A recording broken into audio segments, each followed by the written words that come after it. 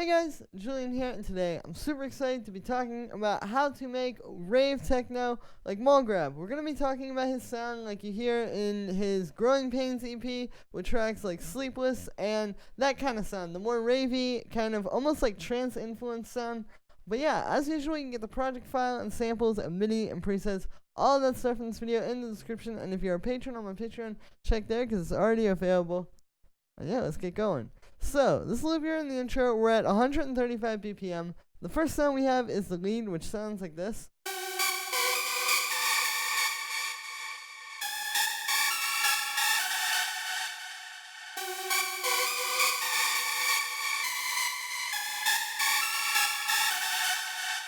So this, as you can hear, is where the trance influence comes in. But yeah, so what we got going on here are the notes. It's not actually that complicated. We're in the key of F sharp minor, so this is just playing notes in that scale. Like we've got F sharp down here. Then we've got, like that note there. We've got the C sharp, which is the fifth. That note, which is one note up from the fifth. The minor third, like, it's not that complicated. It's just all stuff in this very kind of standard minor scale. And then it's very rhythmic like this. Like, you can hear it's very much playing off of the groove of everything else.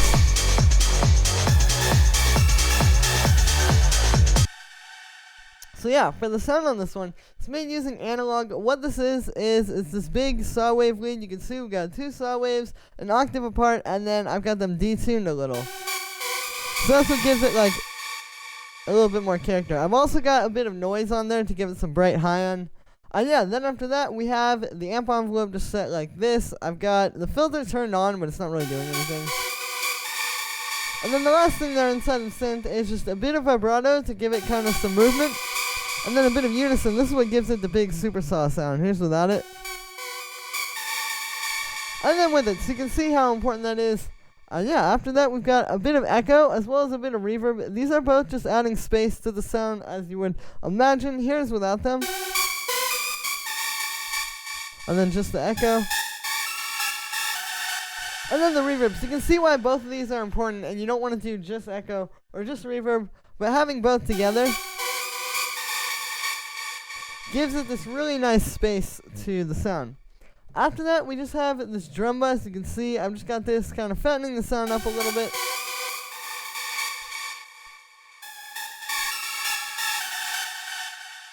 I really like drum bus for leads like this because it can really tie the whole thing together. Like a lot of times, the problem I'll have is if I have a lead, I'll be able to hear the lead.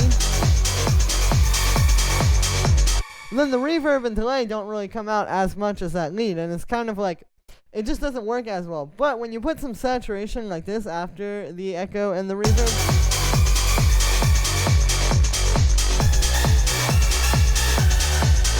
you can hear it makes it so it's all like an even volume. But yeah, after that we just got this compressor side chaining it a little to the kick, as well as this EQ8, which is cutting out the low end. It's important to do that with a sound like this, because if I don't do this, you can hear there's a lot of low end going on in that sound.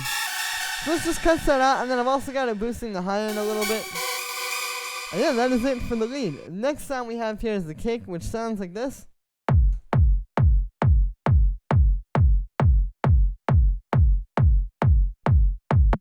So this one's pretty simple. It's like this big, punchy, almost like a standard techno kick, like the kind of kick that you would turn into a rumble. But you just don't have the rumble on it, obviously, because there's a bass. But yeah, it's important to get a really, really big kick like this. Like, when I was putting this up against reference tracks, if you just use, like, a smaller kick, you're really not going to get that, like, really, really driving feel to it. And if you want this one, you can get it in the description.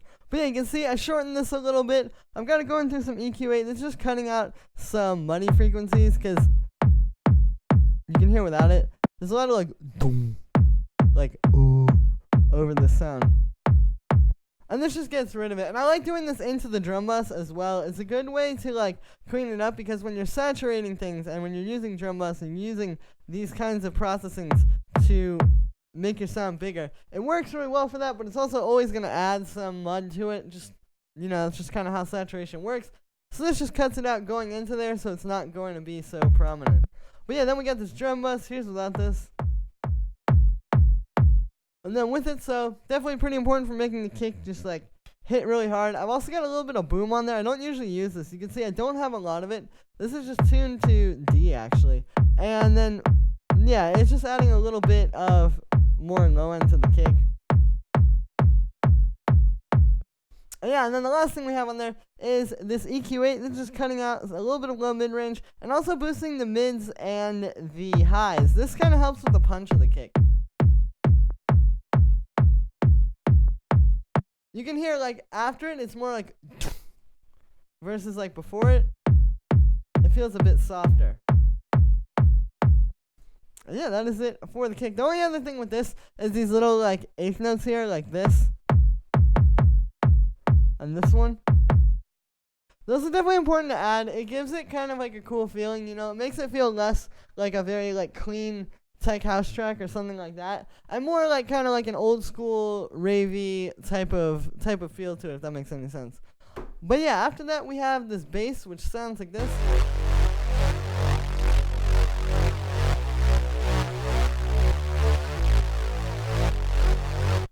So here are the notes on this one. Very simple. Again, just all stuff in the F sharp minor scale. You can see we got like F sharp, the minor third, B, this D up here, which is just one note up from the fifth.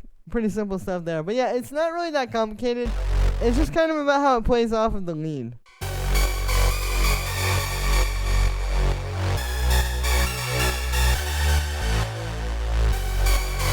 You notice, like, every time the lead goes to a major note, like here, for example, or like here when it starts back up again, it's always switching notes on the bass line. So between these two things, it adds a lot of movement to the track and makes it all feel very fluid and like it's all kind of happening together, if that makes any sense. Like with beginners, and not even just beginners, but like pretty experienced people, a lot of the trouble with writing parts can be just making everything like feel like it's fitting together rather than just like a bass and a lead playing on top of each other. This is how you do that and make them fit together, is you have stuff like this where it's kind of like all lining up. So yeah, for the sound on this one, I made it using analog. What we've got here is we have two layers. We have a mid-range bass, and then we have a sub. And so for the mid-range bass, what we have here is actually an instrument rack inside of an instrument rack. Basically, we have this Reese bass, and then this one underneath it.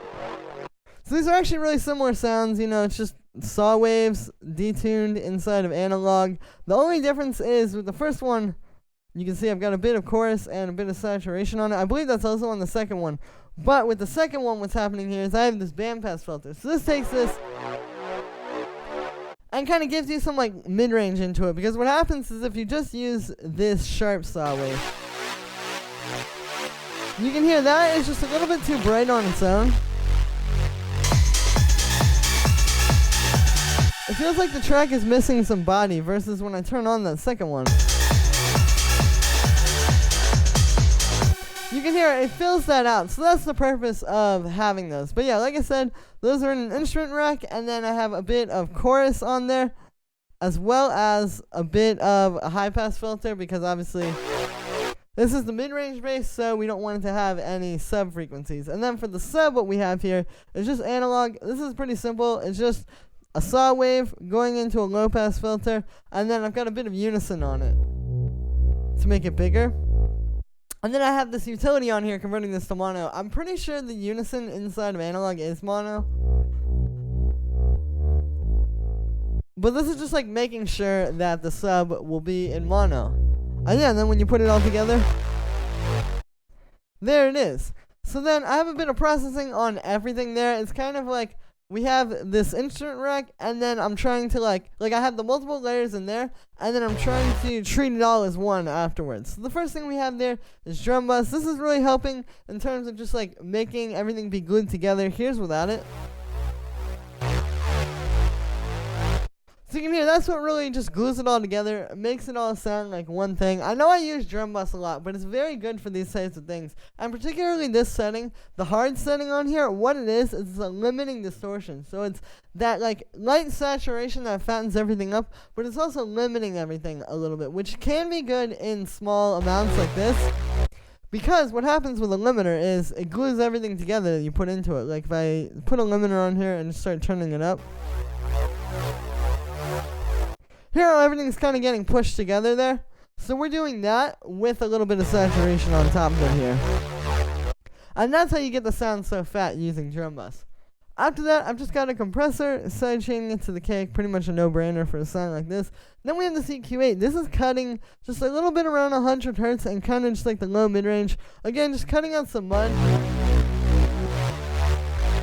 And also mostly it's making room for the cake because this cake has a lot going on in that range. It's part of why I had to cut it twice. So it's just kind of fitting this bass together with the kick a little bit. It's less like about the sound of the bass and more just about the overall track, if that makes any sense.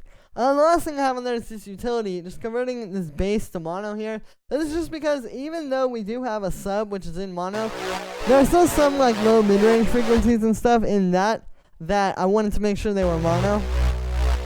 So the bass would really be its fattest. Like, the way I think of it is kind of like the lower something is in the frequency range, the fatter you want it to be, and also the more like flat and mono you want it to be, because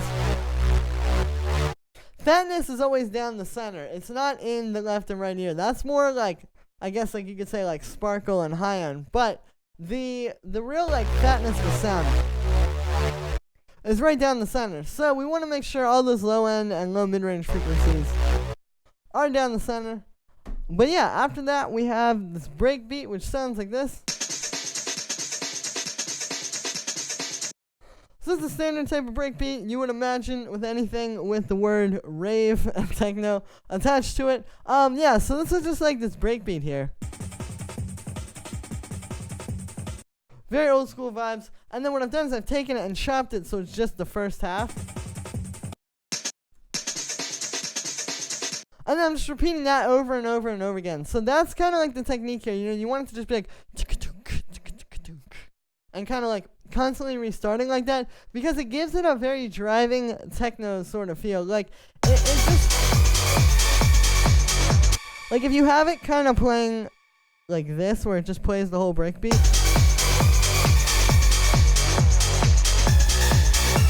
I don't know, it just doesn't feel as smooth to me. I feel like this, just like I said, feels very modern and very driving. It really brings the techno vibe into it. So the only effects I have on this one is just a bit of saturation, just to fatten it up. Here's without it. And then I have this EQ8 that's just cutting out low end, as well as boosting the high end a bit. You know, with these kind of sounds, I tend to go a bit crazy with the EQ, just because it's like, you're trying to kind of like fit it into your track, and these things have a lot of character and texture that they're already bringing into the track, so you need to do a lot to shape it to make it fit into your mix, if that makes any sense. I've also got this pitched down a little, which makes it a bit darker. That also helps with fitting it into the track. But yeah, and then after that we have this 909 hi-hat. So with this is something you hear actually in a lot of Mulgrave's music, even like the lo-fi house tracks that he's made. It's a very popular sound in any techno or house. What it is, like I said, it's the 909 hi-hat. Very famous sound, and then I pitched it down a bit. And that's how you get this like darker, kind of more like full sound. And you can hear it too, it has more body to it. Like I said, it's more full. So this doesn't really fit as well as this does. Like, this feels like it has its own place in the mix because it's just a bit deeper and fatter. So with the effects on this, I've just got a bit of chorus just kind of spreading it out. This helps to put it in its own place in the mix.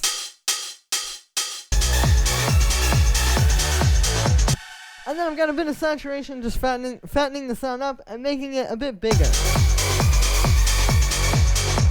And yeah, and then I have that percussion I just showed you, the breakbeat and the hi-hat, and a group together as well. You know, it just helps to kind of tie all the similar stuff together. First thing we have there is the drum bus. You can see this is really the thing that's like tying these together.